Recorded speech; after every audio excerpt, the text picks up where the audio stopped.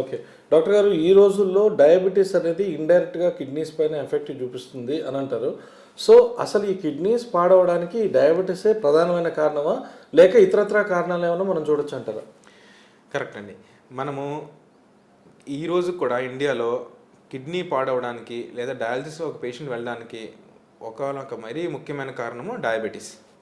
So, diabetes సింగిల్‌గా కన్నా diabetes with BP is a bad combination.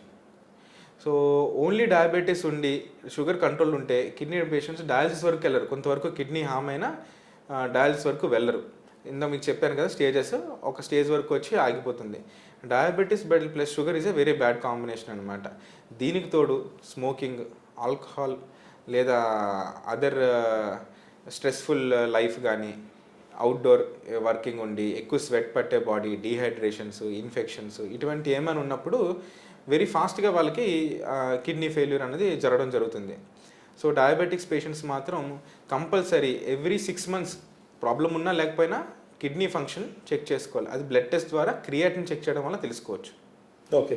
So, కిడ్నీకి సంబంధించిన వ్యాధులు, సమస్యలు ఉన్నప్పుడు ఎటువంటి ఫుడ్ తీసుకోవాలి డాక్టర్ గారు? ఓకే.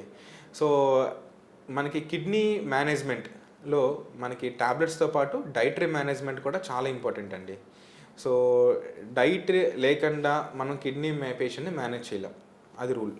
సో, పేషెంట్ డైట్లో అన్నిటికన్నా ముఖ్యమైనది వాటర్, సాల్ట్, తర్వాత కార్బోహైడ్రేట్స్ అంటే షుగర్ అనమాట. సో, సాల్ట్ ఎంత తీసుకోవాలి అంటే మన సాల్ట్ అంటే మనం సోడియం క్లోరైడ్ అంటే అంటాం చూసారా. సో, అది లెస్ దెన్ 5 grams అంటే 1 tablespoon కన్నా తక్కువ తీసుకోవాలి పర్ డే ఇంటేక్. తర్వాత ఫుడ్లో కూడా ఏంటంటే కిడ్నీ పేషెంట్కి మనకి నార్మల్గా నాన్ వెజిటేరియన్ ఆల్రెడీ కిడ్నీ కొద్దిగా ప్రాబ్లం ఉంది, మనం స్టేజ్ 1 స్టేజ్ 2లో ఐడెంటిఫై చేసామనుకోండి. సో, అప్పుడు మనము కొద్దిగా protein rich food, high protein food అంటే red meat, mutton, chicken, prawns ఇట్లాంటివన్నీ అవాయిడ్ చేయడం వలన కిడ్నీ ఒక ఫిల్టర్ కాబట్టి దాని మీద ఫిల్టర్ చేసే పవర్ లేకపోతే ప్రెషర్ తగ్గుతుంది. సో, అటువంటి హై ప్రోటీన్ డైట్ అవాయిడ్ చేయాలి. ఫ్రూట్స్లో కూడా potassium rich food, fruits are very rich in potassium, అందులో బనానాస్ ఎక్కువ ఉంటాయి. అలాగే coconut water very rich. So, ఇవన్నీ కూడా అవాయిడ్ చేయాలి. మనం తినగలిగేవి యాపిల్స్, తర్వాత పాపాయ, తర్వాత గోవా, ఇవి మనం తినచ్చు. అండ్ టు బీ క్లుప్తంగా చెప్పాలంటే ఏదైనా లిమిటెడ్గా తీసుకుంటే బెటర్ అనమాట. సో, ఇది ఫుడ్లో మేజర్ పార్ట్. అలాగే మనకి రాగిలో కూడా మామూలుగా కాల్షియం ఉంటుంది, అలాగే పొటాషియం కూడా ఎక్కువ ఉంటుంది. ఆల్రెడీ కిడ్నీ మన పేషెంట్ ఉన్నప్పుడు వాళ్ళకి పొటాషియం హై ఇవ్వడం వలన కిడ్నీ మీద కానీ హార్ట్ మీద కానీ ఒత్తిడి పడుతుంది కాబట్టి రాగి జావ అట్లాగా తినకూడదు. ఓకే. డాక్టర్ గారు, అయితే మనం చూస్తే కనుక ఇప్పుడు కిడ్నీస్ ఎవరైతే డొనార్ ఉంటారో వాళ్ళు ఆ డొనార్ ఇచ్చిన తర్వాత వాళ్ళ లైఫ్ ఏ విధంగా ఉంటుంది? వాళ్ళ పర్సనల్ లైఫ్ అంటే వాళ్ళ సెక్షువల్ లైఫ్ ఏ విధంగా ఉంటుంది? ఒక్క కిడ్నీతో వాళ్ళు లైఫ్ని హ్యాపీగా లీడ్ చేయగలుగుతారా? ఓకే. సో, చాలామంది నా దగ్గర కిడ్నీ పేషెంట్స్ డయాలసిస్ మీద ఉన్నప్పుడు వాళ్ళు తరచూ అడిగే క్వశ్చనే ఇది. అంటే మనకి కిడ్నీ ఫెయిల్ అయిన కానీ ఆప్షన్స్ ఉన్నాయా అని. అందులో ఫస్ట్ ఆప్షన్ మనం చెప్పేది ట్రాన్స్ప్లాంటేషన్. ట్రాన్స్ప్లాంటేషన్లో కూడా మనం మాట్లాడుకునేది తెలిసిన వాళ్ళు ఇస్తే బెటర్ అండి అంటాం. అంటే వాళ్ళని డోనర్ అంటారనమాట. ఇప్పుడు మీరు అడిగింది అదే. సో, డోనర్కి అడిగిన వెంటనే ఫస్ట్ అడిగే క్వశ్చన్ మీరు అడిగేది అడుగుతుంటారు, ఇవ్వడం వల్ల వాళ్ళకి ఏమైనా ఇబ్బంది ఉంటుందా అని. సో, మనకేంటంటే 2 కిడ్నీల్లో మన డోనర్ దగ్గర నుంచి కిడ్నీ తీసుకునే ముందు ఖచ్చితంగా డోనర్కి అన్ని రకాల పరీక్షలు, అంటే వాళ్ళ లంగ్స్ ఎలా ఉన్నాయి, వాళ్ళకి వేరే షుగర్ ఉందా, వాళ్ళకి ఏమైనా బీపీ ఉందా, వాళ్ళ హార్ట్ ఫంక్షనింగ్ ఎలా ఉంది, వాళ్ళ గైనకాలజీ కన్సల్టేషన్ కూడా తీసుకుంటాం. సో, వాళ్ళ హార్మోనల్ లెవెల్స్ ఎలా ఉన్నాయి ఇవన్నీ చూసుకుని ఇవన్నీ కూడా బాగానే ఉన్నాయి అనుకున్నప్పుడు వాళ్ళ దగ్గర నుంచి కిడ్నీ తీసుకుంటాం అనమాట. సో, మనకి 2 కిడ్నీలో తీసుకున్నప్పుడు కూడా మనకి ఈరోజు మనకి టెక్నాలజీ బట్టి లెఫ్ట్ కిడ్నీ ఎంత ఫంక్షన్ అవుతుంది, రైట్ కిడ్నీ ఎంత ఫంక్షన్ అవుతుంది, ఇవి కూడా చూడొచ్చు.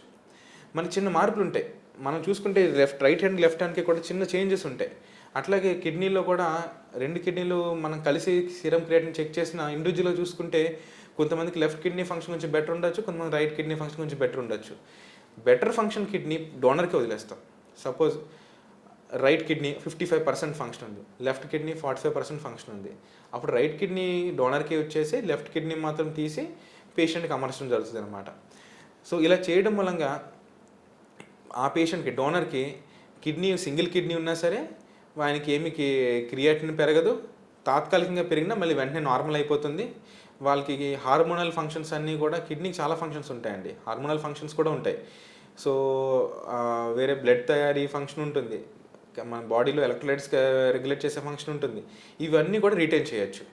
సో సింపుల్గా చెప్పాలంటే డోనర్ అన్ని పరీక్షలు పాస్ అయ్యి మన క్లియరెన్స్ వచ్చిన తర్వాత ఆయన కిడ్నీ డొనేట్ చేయడం వలన డోనర్కి వచ్చే మెడికల్ ఇష్యూస్ కానీ, లేదా రెగ్యులర్గా వాళ్ళు నార్మల్ లైఫ్ లీడ్ చేయడానికి, లేదా సెక్షువల్ లైఫ్ లీడ్ చేయడానికి, లేదా పిల్లలు ప్రెగ్నెన్సీకి వెళ్ళడానికి కానీ కూడా ఎటువంటి ఇబ్బంది ఏమీ ఉండదు. అటువంటి అన్ని క్లియరెన్స్ వచ్చిన తర్వాత మాత్రమే తీసుకుంటాం. ఏమి ఇబ్బంది ఉన్నా మనం తీసుకో.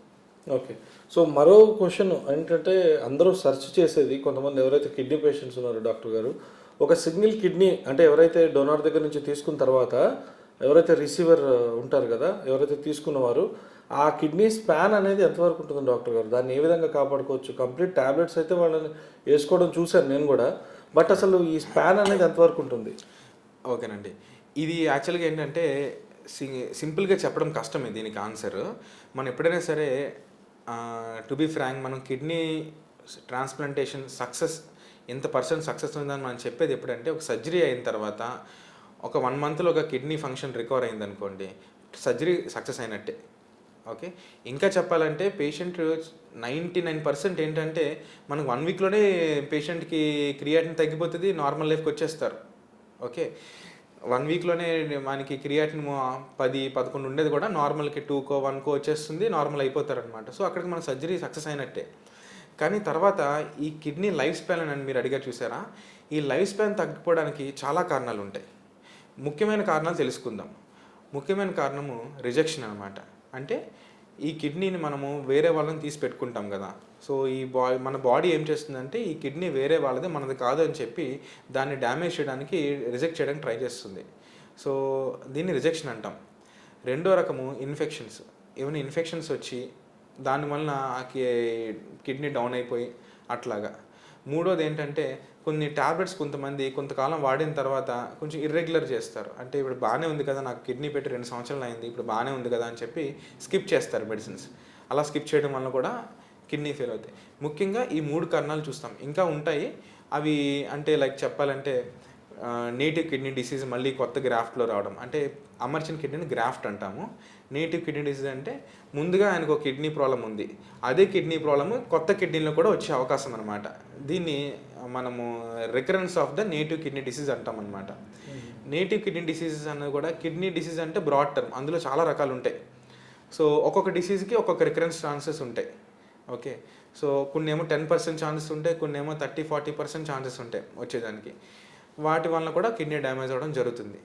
ఓవరాల్గా మనకి ఏంటంటే ఇవన్నీ కూడా ట్రాన్స్ప్లాంటేషన్కి వెళ్ళే ముందు కొంతవరకు అవగాహన ఇచ్చి పేషెంట్కి, మీకు మీరు ఎందులో చూస్తారు, రికరెన్స్ రిస్క్ ఎక్కువ ఉంటుంది అనేటప్పుడు కూడా మేము చెప్తాం. మీరు పెట్టుకున్నా సరే రికరెన్స్ రిస్క్ ఎక్కువ ఉంటుంది, మళ్ళీ సంవత్సరంలో మళ్ళీ దీనికి ఏమైనా డ్యామేజ్ అవ్వచ్చు అని.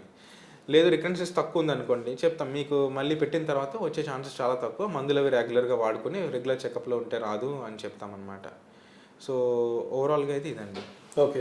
అయితే సార్ ఫైనల్ క్వశ్చన్ ఏంటంటే, జనరల్గా బ్లడ్ టెస్ట్ కానీ షుగర్ టెస్ట్ కానీ పీరియాడికల్గా చేసుకుంటూ ఉంటారు, కానీ అసలు ఈ కిడ్నీ టెస్ట్ పీరియాడికల్గా ఎన్ని డేస్కి చేసుకుంటే మంచిది డాక్టర్ గారు? ఓకే. కిడ్నీ టెస్ట్ అంటే క్రియాటినిన్ అండి. Blood test creatinine, urea, electrolytes అంటే సోడియం, పొటాషియం. అలాగే యూరిన్ టెస్ట్ కూడా సింపుల్ కంప్లీట్ యూరిన్ ఎగ్జామినేషన్. అంటే యూరిన్లో ప్రోటీన్ ఏమైనా లీక్ అవుతుందా, యూరిన్లో బ్లడ్ ఏమైనా లీక్ అవుతుందా. దీంతోపాటు మనకి ఏమైనా ఉన్నా లేకపోయినా ఎవ్రీ 3 మంత్స్కి ఒకసారి sugar test, BP test, just simple test ఒకసారి చేసుకోవాలి. ఎందుకంటే చాలా వరకు మనకి కిడ్నీ లేకపోతే షుగర్, బీపీ అనుకున్నాం చూసారా, వాళ్ళకి బీపీ ఈ రోజున బయటపడుతుంది, కానీ బయటపడే టైంకే బాడీలో బీపీ, షుగర్ చాలా సంవత్సరాల నుంచి ఉంటుంది. ముందు ఎప్పుడు చెక్ చేసుకోరు, సడన్గా ఏదో ప్రాబ్లం వచ్చి చెక్ చేసుకుంటే బీపీ 180-190 ఉంటుంది. ఓకే. అందుకని ప్రీవియస్ ఎప్పుడైనా చెక్ చేసుకున్నారా అంటే 3 ఏళ్ళ క్రితం చెక్ చేసుకున్నానని అంటారు. ఓకే. అందుకని తరచూ ఎవ్రీ 3 మంత్స్కి ఒకసారి షుగర్, బీపీ చెక్ చేసుకోవాలి. క్రియాటిన్ మాత్రం 1 in 6 months చెక్ చేసుకోవాలి ఒకసారి.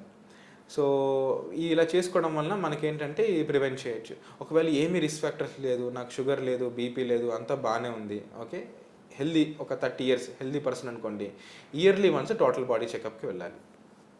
ఓకే. థ్యాంక్ యూ డాక్టర్ గారు, థ్యాంక్ యూ సో మచ్.